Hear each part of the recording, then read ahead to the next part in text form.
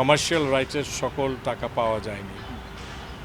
সকল টাকা যদি আমরা পাই তাহলে হয়তো 2-2.5 কোটি টাকা লাভ হতে পারে, আর যদি সেখানে না পাওয়া যায় তাহলে হয়তো কিছুটা হলো লসের ভাগিদার হতে হবে।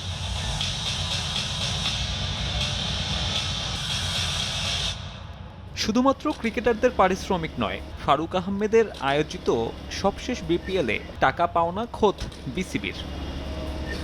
অবশ্য বিপিএলকে টাকা বানানোর মেশিন মনে করেন না নতুন গভর্নিং কাউন্সিল চেয়ারম্যান, বরং এই টুর্নামেন্ট থেকে লাভের হিসেব না চিন্তা করে মাহবুব আনাম গুরুত্ব দিচ্ছেন স্বচ্ছতা নিশ্চিতে। লম্বা সময়ের চুক্তিতে দল দিতে চান বিসিবির এই পরিচালক। রেভিনিউ সাইড থেকে না চিন্তা করে ইনভেস্টমেন্ট করে এটা ভাবমূর্তিটাকে ভালো করতে হবে।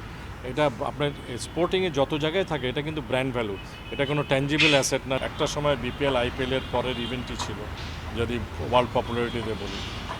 সেখানে আনতে হলে দীর্ঘমেয়াদী ফ্র্যাঞ্চাইজি দিত। আমি যেহেতু বিজনেস করি, আমি বুঝি যে আমি যদি একটা বিজনেসে ইনভলভ হয়ে আমি প্রথম বছর প্রফিট করি না, তারপরের বছর হয়তো থার্ড ইয়ারে গিয়ে আমি প্রফিটেবিলিটির দিকে যেতে চাই। সো এটা দীর্ঘমেয়াদী না হলে আমার মনে হয় না এই লিগটা সার্ভাইভ করবে। ৩০ তারিখ বোর্ড সভার আগে চলতি সপ্তাহে আলোচনায় বসবেন বিপিএল গভর্নিং কাউন্সিলের সদস্যরা। সেখানেই সিদ্ধান্ত হবে টুর্নামেন্ট আয়োজন, ফ্রাঞ্চাইজি বিতরণ সহ সব গুরুত্বপূর্ণ বিষয়ের। এছাড়া বছর জুড়ে বিপিএল নিয়ে কাজ করার জন্য আলাদা টিম তৈরি করার ইচ্ছেও আছে। গভর্নিং কাউন্সিলটা আমি মনে করি বর্ধিত করা দরকার। এখানে আরও এক্সপার্টিস আসা দরকার।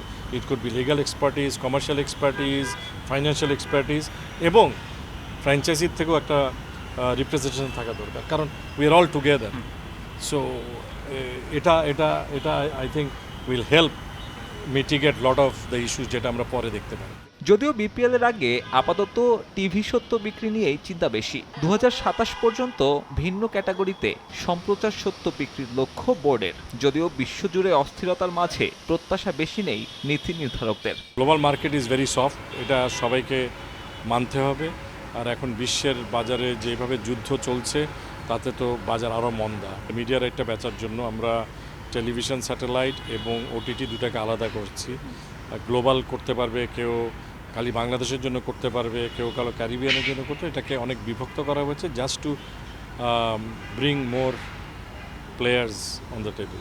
লোকাল টেলিভিশন, গ্লোবাল আর ওটিটি তিনটি আলাদা ক্যাটাগরিতে 2 বছরের জন্য টিভি রাইটস বিক্রি করবে বিসিবি। সাব্বির মিথুন, সময় সংবাদ, ঢাকা।